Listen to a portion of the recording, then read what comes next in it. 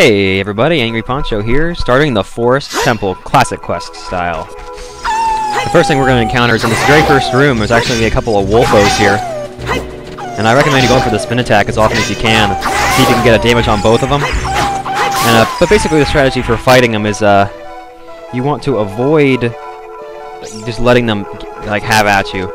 Like, you wait until they're vulnerable and then strike. It's rather straightforward. And the next thing we need to do is go ahead and head straight up on these vines, avoiding the Skulltula over there. It's actually a gold Skulltula we're about to pick up too. But this is one of the most important parts of the dungeon. The way that this temple works is you go around and you pick up, I think it's 2 or 3, probably 3 small keys, and then you go and actually start proceeding through the dungeon. And this is the first of the 3. You got a key, very nice. Now, we can roll down here and enter the dungeon heart, because right now that's just like the entrance way. We can head deeper inside. Now, I'm going to take out these large gold excuse me, not gold, just large Skulltulas with the hook shot, because as you can see, it's just a one-hit KO. Very nice. Extremely useful. And you see it's nice and bright in here when we walk in, but then we get a cutscene.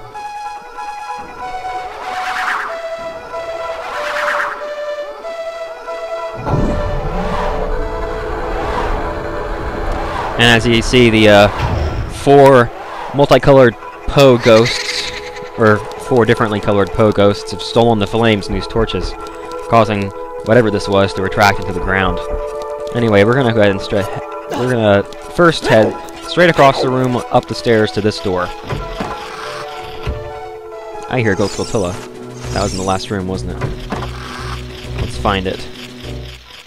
I believe it's right over here. Yeah, right there on your right. As you approach the door. Pick that one up too. That makes 2 right away. Now there are 5 in this temple, so gotta make sure we get them. I'm not sure if we can get all of them on the first go through or not, but I know we can in Master Quest, and that would lead me to assume we can also get all 5 in Classic Quest. Anyway, when you enter this room, you'll be assaulted by 2 Salfos, and the same strategy goes for these guys as went for the Wolfos. As you can see, the spin attack is particularly effective. It's hard for them to block that magical ability with their shield.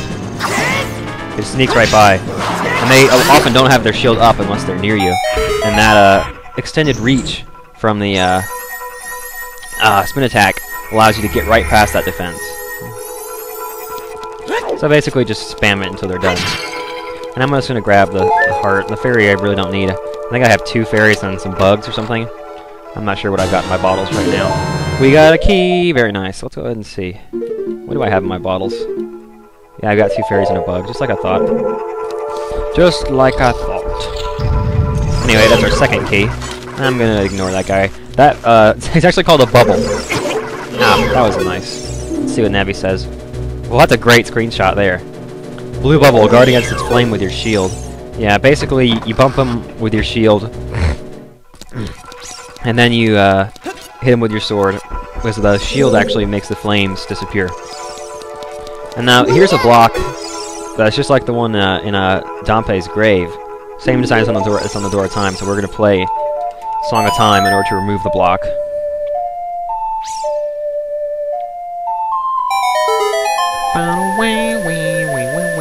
Very nice. And we're gonna head in here. Now, this is one of the cool things about this temple. Now we are actually outside again. If you don't want to go right at these guys with your sword, you can use your hook shot to stun them, and then slice them right across the stem there. Now, let's see. Now that we're out here, we can proceed over here to the right to where these vines are. We can use our hook shot to take out the lower 2 Skulltulas. I'm fairly sure that no matter how close we get, we won't quite be able to hit the 3rd one. Yeah, it's just barely outside of our range. So we're going to hop onto the vines here and stay as far to the right as we can, because we want to sneak past this guy up here. And the way this works is the bottom of his skull is actually where he's looking in front of him. So right now he's facing down, now he's facing to the left. And as long as you go behind him, he won't attack you. If you go in front of him, he turns purple, or like a bluish purple, and heads straight for you, knocking you off the wall. And that can be pretty bad. Oh, I can't believe I didn't line that up again. On my practice file, I was standing right where the chest appeared, and it's the first time I've ever done that. Ever. Like, in my entire playthrough of this game, all the times I've played it, I've never actually been where a chest appeared. Anyway, we got the dungeon map. That's nice. But what happens is it actually just, the chest texture comes out of the floor, and what that means is you just get pushed up into the air. And we got oh, it's a regular Skulltula. What a letdown. We're gonna go for this target over here. It's actually a hookshot target. If I could hit it, that would be amazing. There we go. You won't grab onto it, it just pulls you over to it. And now we're gonna activate the switch. And as you see, that drains the water from the well in the bottom of this area. And now, if you look on our map, we're actually outside again, but we're in a different place. We were on the left side room, and now you see we're on the right. This dungeon is basically symmetrical, and we're now on the right side instead of the left. But we're gonna sneak by this guy. Yeah, I got hit, but it doesn't matter. And now there's a well here. It's actually basement floor 2, I believe. It allows us to go from one side to the other without going through the rest of the dungeon. And it's nice because this is where our third key is. On Master Quest, there's a Skulltula down here too. I'm always thinking back and forth which one I'm playing. We got a key! Very nice. That makes 3, and we're ready to proceed with the rest of the dungeon. So that was basically the preliminary, a little preparation there. And now we're ready to get into the thick of things. And I believe we can go through this door this way, even though it's locked in the other direction. I'm going to wait for him to retract before I go by. Now we go right here. And we're back in here. He said we can't get out. Well, wait a minute. I guess we can. No, it's this side that we can't get out yet. Anyway, we're going to want to head over to the left side of this room. It's the west side on your map. I say left, but you know what I mean. And here goes our first key to open this door. Now, hookshot, finish this guy off, and we proceed. Now, this next room is an interesting one. There's a pretty good puzzle in here. I'm gonna ignore the bubble because he's sort of just... He's not exactly a threatening enemy, and if I don't have to fight him, I say I'll just leave him there.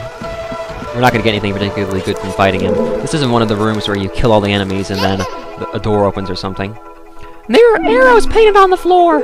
Yes, thank you, Navi. Thank you for noticing that. Basically, yeah, that indicates that that's what we have to do. We're pulling on this block and just moving it in the direction of the arrows. That's all there is to it.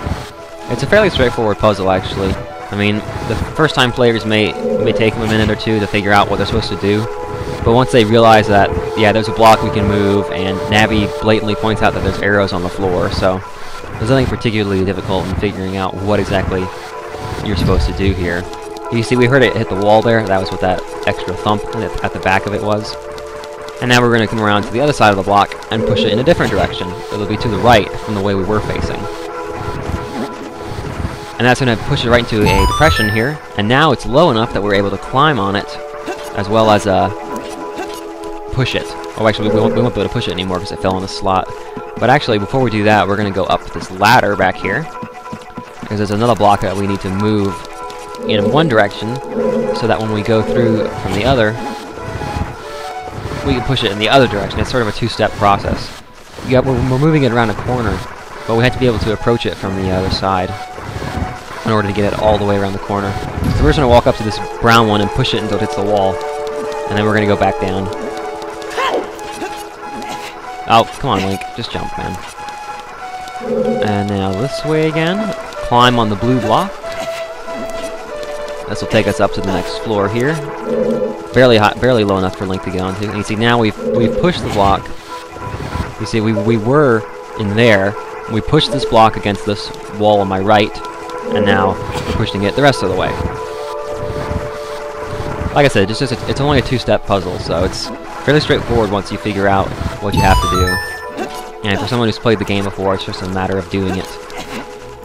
Now we're going to proceed to the right, because the left is just a way to jump down to the bottom of the room again. We don't want to do that. So, go right, up the ladder. A couple bubbles in here, I'm going to ignore them. We have no reason to fight him at this point. Let's go ahead and proceed to the door. Let's see what Navi has to say. This corridor is all twisted! Yeah, I can see that. As we walk down it, it actually turns us. And so, this room at the end is actually... Navi, you talk so much in this dungeon, Navi. Watch for the shadows of monsters that hang from the ceiling! Oh no! Alright, well, we're gonna ignore that and just proceed directly. Actually, it's interesting. The boss key is up in that chest on the wall. So, a little bit of foreshadowing of what's gonna happen there. But there's some paintings in here with a ghost in them, and if we try to get near it, the ghost will disappear. And so, we're gonna have to find a long-range weapon in order to attack that. But the next room is gonna activate a fight, so I'm not gonna go through the door just yet. I will see you guys in the next episode when we will continue with the Forest Temple. See you then.